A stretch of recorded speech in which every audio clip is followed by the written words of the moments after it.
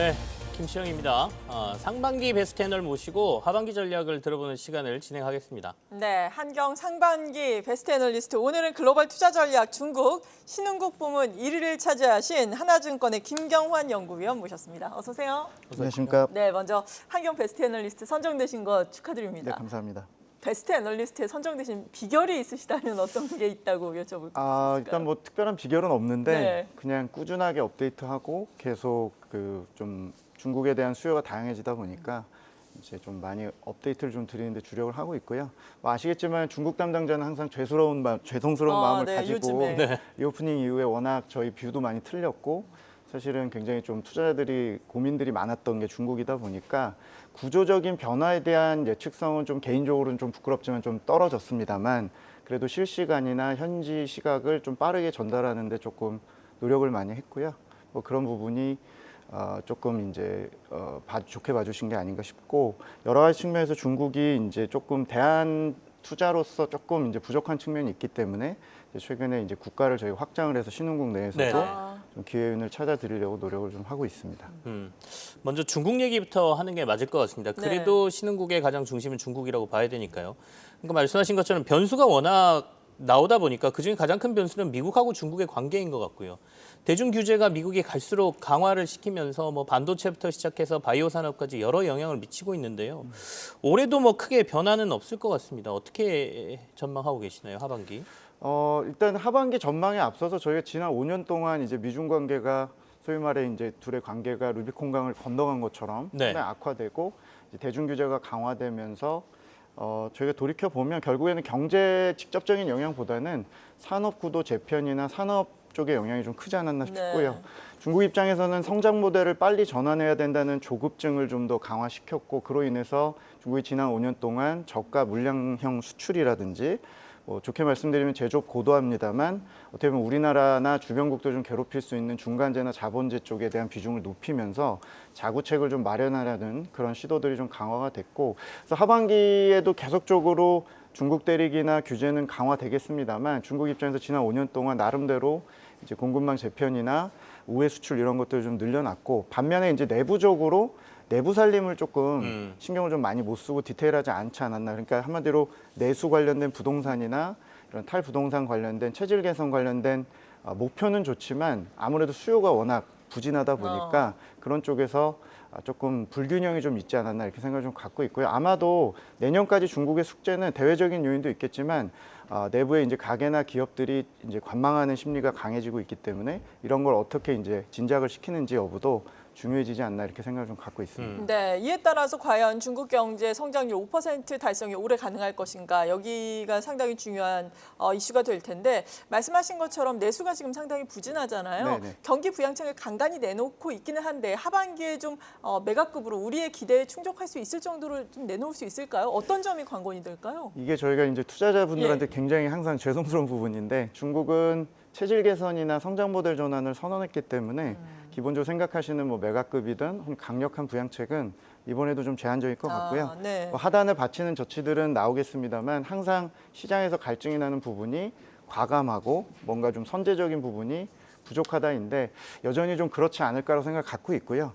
올해 이제 성장률이 중국 쪽에서 건 게 이제 올해 연간 5% 성장이고 상반기 누적 기준으로 5%를 달성은 했습니다만 추세로 보자면 2분기가 4.7로 이제 떨어지기 시작을 했습니다. 네. 그러니까 똑같이 지금 2022년 제로 코로나, 2023년 리오프닝 리스크 계속 3년째 반복인 부분이 상반기에는 좀 기대감이 있고 부양을 좀 쓰지만 경기가 살아날 듯하다가 하반기에 이제 전강 후약으로 가버리는 형태가 되는데요. 결국에 내수 부진이 아직 구조적인 요인이 있다는 건데 다행히도 일단 7월달 당대회나 7월 말에 정치국 회의에서 성장 목표 5% 사수하는 부분에 대해서는 의지가 좀 강력해 보였고요. 물론 강력하다고 강력한 부양책이 나오는 건 아니지만 올해 상반기에 없었던 정책들은 좀 기대가 됩니다. 예를 들면 상반기에 생각보다 재정 정책이 적극적이지 않았고 내구재 소비 부양책 같은 것도 이제 계속 그 증량을 하면서 보조금을 늘리면서 신경을 좀 쓰고 있고 무엇보다 이제 통화 정책이 최근에 작동이 잘 안 됩니다. 네. 안 된다는 의미는 돈이 부족한 게 아니라 자금 수요가 약해져서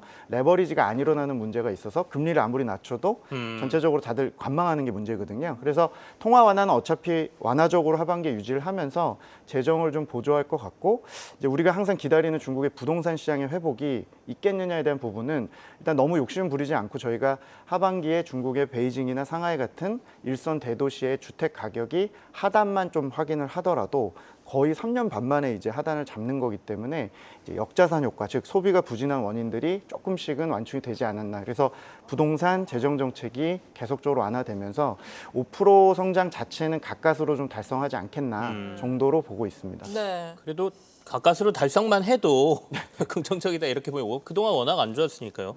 근데 이제 최근에 글로벌 금융시장의 가장 큰 문제는 이른바 엔캐리 트레이드 청산이었습니다. 물론 뭐 JP모건에서는 뭐 75%가량이 청산됐다라고는 하지만 나중에 또 환율 상황에 따라서는 어떻게 될지 몰라서 이 엔캐리 트레이드와 관련돼서는 중국은 영향을 받습니까? 아니면 그래도 중국은 좀 따로 생각해야 됩니까? 사실 이번 8월 달 초에 이제 폭락 장세에서도 인도와 중국이 상대적으로 좀 영향이 적었다라고 네네. 보실 수 있을 것 같은데요. 일단 완전히 관계가 없진 않겠습니다만 신흥국 내에서 중국과 인도는 노출도라든지 또 중국 자체적인 어떤 폐쇄성으로 인해서 캐리 트레이드 자체에서는 어떤 피해는 적었고 또 반면에 또 반대로 엔 대비 위안화가 뭐 갑자기 대안이 되거나 이런 영향도 또 제한적일 수밖에 없을 거로 생각을 하고요.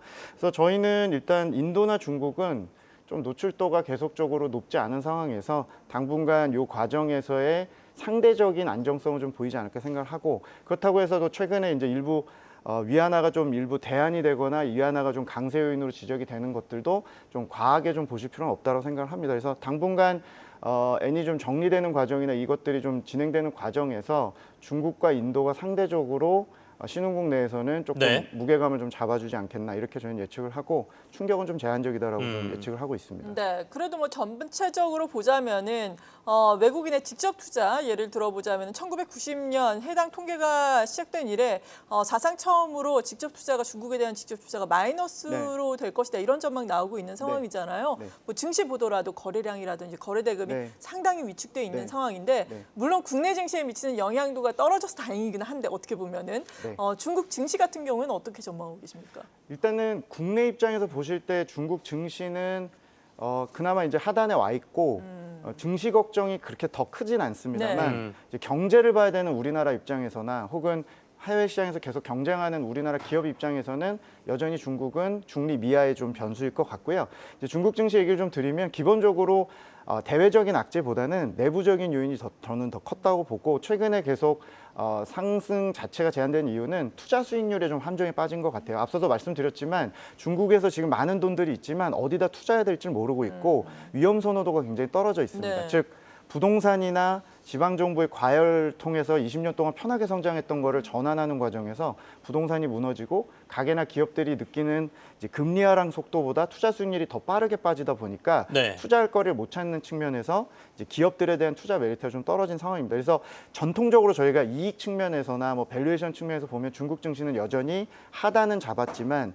조금 상단은 좀 제한될 수 있다. 하지만 중국도 자체적으로 밸류 프로그램이라든지 기업들의 유보한 이런 많은 현금들, 관망하고 있는 심리를 역이용해서 기업들의 어떤 현금 배당이나 전반적인 이런 자사주 매입 같은 것들을 좀 밸류업 측면에서 접근하는 것들은 강제성을 좀 띠고 있기 때문에 네. 결론적으로 중국 증시의 대형주나 이런 이제 블루칩들 혹은 대형 지수의 경우는 밸류에이션이 좀 추가적으로 상승할 수 있는 여력은 좀 있다. 하지만 경기 관점에서 저희가 국내 중국 증시를 보신다고 가정을 하면 여전히 그 ROE나 전반적인 수익성 지표들이 좀 악화돼 있고 올라가는 데 있어서 여러 가지 구조적인 요인들이 조금 더 해결이 필요하기 때문에 더 악화되는 리스크로 보실 필요는 없지만 좀 그 상승하는 속도는 좀 완만할 수 있을 거라고 좀 보여지고요.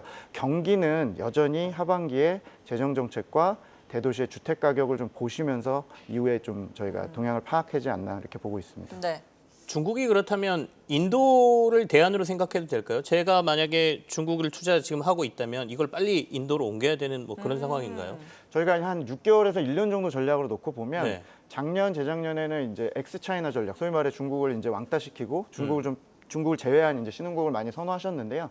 그러니까 저는 극단적으로 엑스차이나 전략을 앞으로 한 6개월에서 1년 정도는 조금 자제하시길 좀 권고를 드리는 게 중국이 이제 전반적인 경제 비중 대비 증시 비중이 너무 이제 과소돼 있기 때문에 수급 측면에서도 어느 정도는 좀 이제 조금 더 상승 여력이 있다고 보고, 인도는 중기적으로나 장기적으로 저희는 성장성이 훼손되지 않았고 구조적인 어떤 요인들이 있기 때문에 중기적으로 인도에 대한 어떤 그 긍정적인 시각 갖고 있습니다. 그래서 중국 증시보다는 인도 자체의 조정이 좀 예를 들어 생각보다 크거나 할 경우에는 비중 확대 기회로 좀 삼으시고 이제 6개월 정도 놓고 봤을 때 중국과 인도의 신흥국 내에서 비중을 좀 적절하게 가져가는 전략을 좀 애매하지만 제시해드리고 있습니다. 네, 하반기 신흥국에 대한 투자 전략 간략하게 정리를 해주신다면요.